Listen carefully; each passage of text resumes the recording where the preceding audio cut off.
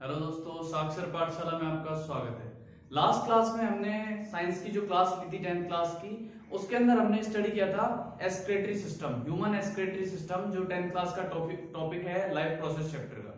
ठीक है, वो हमने डिस्कस कर लिया था कंप्लीट। और मैंने उसके बाद आपको बोला था कि हम जो नेक्स्ट वीडियो में मिलेंगे वो मिलेंगे नेफ्रॉन के साथ। जो यूनिट होती है, एक सिंगल यूनिट होती है किसकी, किडनी की।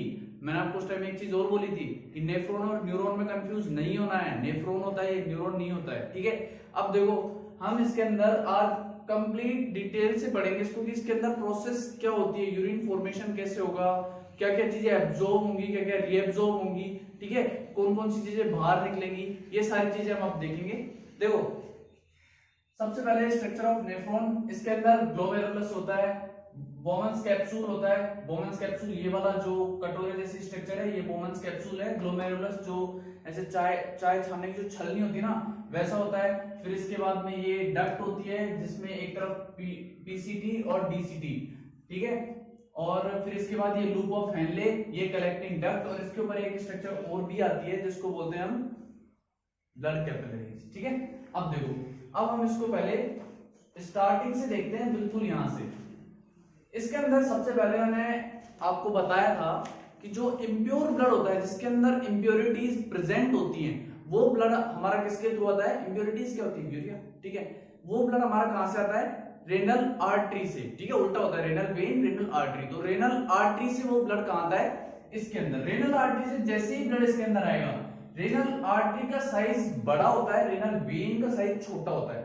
तो जैसे ही इसके अंदर आएगा तो यहां से तो ज्यादा आएगा और यहां से प्रेशर से जाएगा। क्यों, छोटा पाइप है तो प्रेशर से जाएगा। जैसे ही प्रेशर से जाएगा तो जो इंप्योरिटीज हैं वो, ये जो छलनी होती है ना, अब देखो जब चाय वाले थड़ी वाले से चाय पी होगी सबने, तो उस छलनी पे जैसे वो छानता है ना, तो चाय के साथ साथ वो नीचे जैसे प्रेशर से दबाएगा ना उसको, तो चाय पत्ती भी निकल जाती है थोड़ी थोड़ी। कभी कप के लास्ट में देखना बच जाती है थोड़ी सी, जैसे वो दबाता है वो। घर पे तो नहीं होता ऐसा, क्योंकि इतना नहीं टाइटली नहीं छानते अपन, लेकिन चाय जहाँ थड़ी पे पीते हैं वहां देखना, ऐसा जरूर मिलेगा आपको।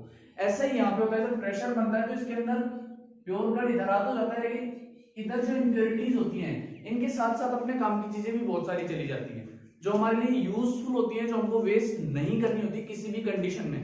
अब उन काम की चीजों में से कौन कौन सी काम की चीजें होती हैं, देखो एक तो होता है H2O, मैं इसको यहां से हटा देता हूं। एक तो होता है H2O, वाटर, बहुत इंपॉर्टेंट है हमारे लिए। ठीक है, दूसरा होता है ग्लूकोज, ये भी बहुत इंपॉर्टेंट होता है। एक होता है NaCl, K+, HCO3, और इसके अलावा एमिनो एसिड्स बहुत इंपॉर्टेंट होते हैं, और यूरिया। ठीक है, ये सारी चीजें क्या होती हैं, इस ब्लड के साथ साथ जो प्रेशर से इधर आता है, इस ब्लड के साथ साथ इधर पास हो जाती हैं। अब देखो इसके अंदर एक तो पीसीटी होता है, एक डीसीटी होता है। ये जो मैंने एरो बना रखे हैं ना, इनका मतलब यहां से कुछ ना कुछ रीअब्सॉर्ब हो रहा है। ठीक है, यही तो फंक्शन होता है यहाँ पे। आगे जाके जो भी काम की चीजें उनको वापस से रीअब्सॉर्ब हो जाता है नेफ्रॉन में, और वापस से बॉडी के लिए आ जाता है, जिसको ब्लड कैपिलरीज कलेक्ट करती है। ठीक है, अब देखो, ठीक है, अब देखो H2O, ग्लूकोज, ये तो बहुत ज्यादा काम की चीजें। ग्लूकोज और एमिनो एसिड,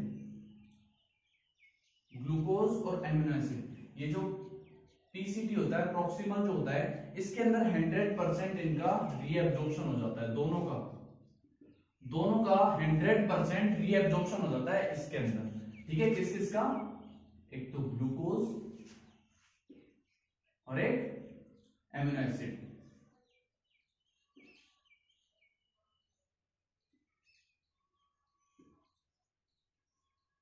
ठीक है, इस ट्यूबुलर में क्या होगा, इन दोनों का 100%, दोनों का 100% रीअब्जॉर्प्शन हो जाएगा।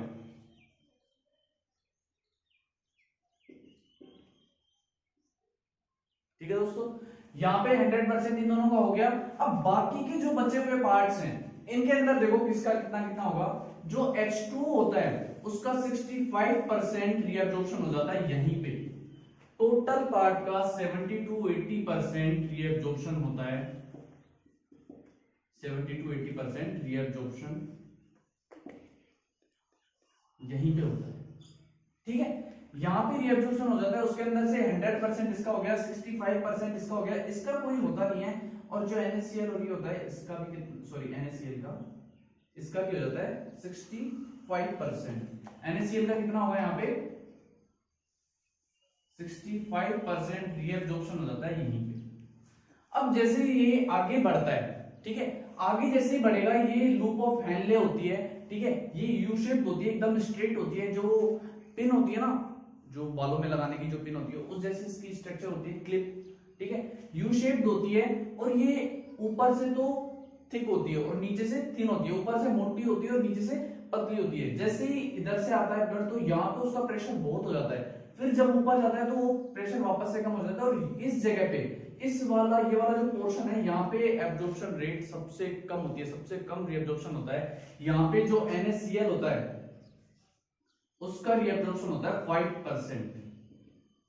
कितना परसेंट? 5% जो एब्जॉर्प्शन होता है वो यहाँ पे होता है NaCl का, कुछ परसेंट H2O का भी यहीं पे रीअब्जॉर्प्शन होता है, कुछ परसेंट, ठीक है, कंप्लीट नहीं होता, वो डिपेंड करता है, वो अभी बताता हूं आपको किस पे डिपेंड करता है।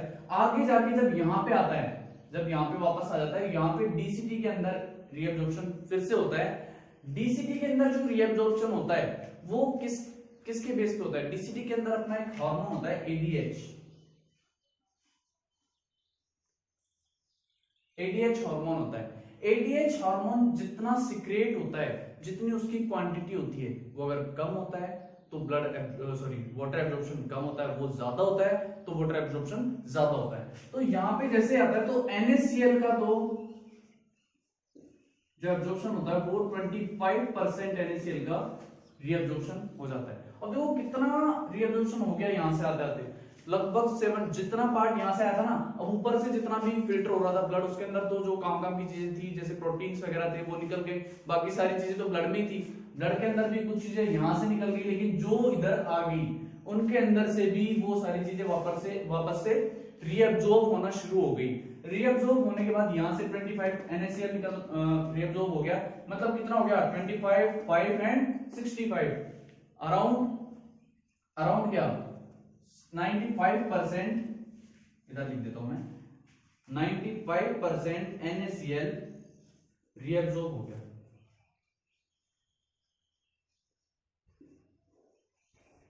ठीक है,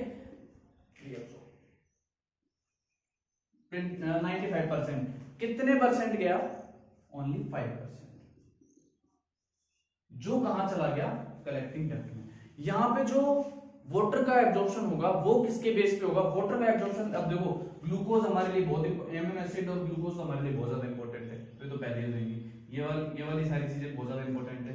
ये भी 100% नहीं होता है, इसका भी 65% ही रीअब्सॉर्ब होता है, इसका HCO3 का, ठीक है। ग्लूकोज एमिनो एसिड्स 100% होंगे और NaCl का 95% होगा, H2O का 65% तो फिक्स होता है जो शुरू में हो जाएगा, उसके बाद में डिपेंड किस पे करता है? उसके बाद में डिपेंड करता है ADH पे, ठीक है, ये अपनी बॉडी में सीक्रेट होता है हार्मोन। अब देखो इसके मैं आपको एक 9th क्लास का टॉपिक है वो यहीं पे क्लियर कर देता हूं।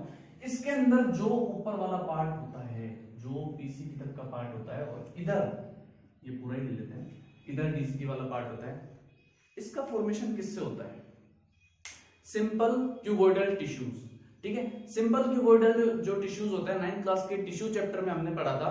सिंपल क्यूबॉइडल टिश्यूज के अंदर इसके अंदर प्रेजेंट होते हैं, और जो नीचे वाला पार्ट होता है, नीचे वाले पार्ट के अंदर सिंपल एपिथेलियल टिश्यूज प्रेजेंट होते हैं, ठीक है, और कोलुमिनार भी प्रेजेंट होते हैं, जो कलेक्टिंग डक्ट होती है इसके अंदर कोलुमिनार टिश्यूज प्रेजेंट होते हैं, ठीक है। कोलुमिनार जो पिलर जैसे होते हैं, एपिथेलियल जो फर्श जैसे होते हैं, और क्यूबॉइडल जो क्यूब जैसे होते हैं, ठीक है, क्यूब जैसे होते हैं।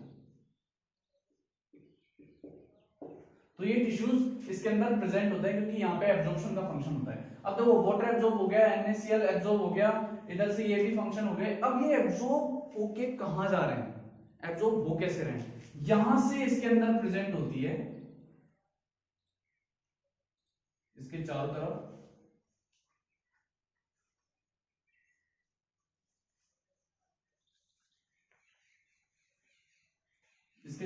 प्रेजेंट होती है, जो लास्ट में जाके कहीं ना कहीं इसी में मिलती है, जिसको हम बोलते हैं कैपिलरीज, ब्लड कैपिलरीज।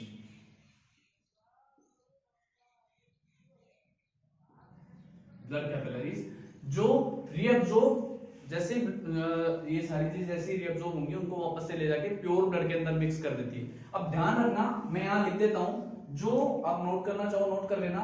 जो भी चीजें एब्जॉर्ब होंगी 100%, पहले वो लिख देता हूं, ग्लूकोज 100%, एमिनो एसिड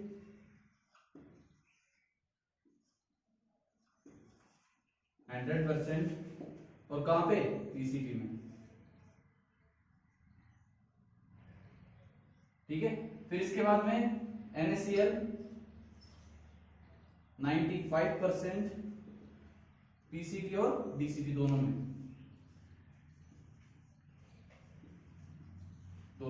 और उसके बाद में जो यूरिया होता है वो यूरिया लास्ट में, यूरिया का एब्जॉर्प्शन नहीं होता, वो लास्ट में आ जाएगा कलेक्टिंग डक्ट में। और कलेक्टिंग डक्ट से जो हमने किडनी वाली स्ट्रक्चर पढ़ी थी, उस किडनी वाली स्ट्रक्चर में यूरेटर के थ्रू बॉडी से बाहर चला जाएगा। ठीक है, और इसके बाद में बचा HCO3। ठीक है, बाइकार्बोनेट।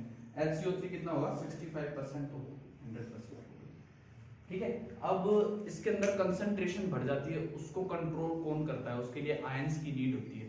मैंने यहाँ पे बाहर की तरफ एरो बनाए हैं, बाहर की तरफ एरो बनाया मतलब कुछ ना कुछ इसके अंदर से एब्जॉर्ब हो रहा है, लेकिन कुछ सीक्रेट भी होता है। वो सीक्रेट क्या होता है, यहां से ऐसे आयंस जाएंगे। ठीक है, वो आयंस कौन से होंगे, H+ आयन होंगे, Na+ आयन होंगे, जो इसके कंसंट्रेशन को कम करते हैं। ठीक है, ये हमारा नेफ्रॉन की स्ट्रक्चर थी, कंप्लीट एक्सप्लेनेशन था इसका कि इसके अंदर प्रोसेस हो क्या रही है, एक्चुअल में कहां से स्टार्ट हो रहा है और कहां से एंड हो रहा है। आप, मुझे उम्मीद है कि आप पूरा समझ गए होंगे, और अगर कोई डाउट होता है इससे रिलेटेड आपको तो कमेंट सेक्शन में डालिए। वीडियो को लास्ट तक देखिए, कंप्लीट देखिए, लाइक कीजिए, शेयर कीजिए और सब्सक्राइब कीजिए। Thank you so much.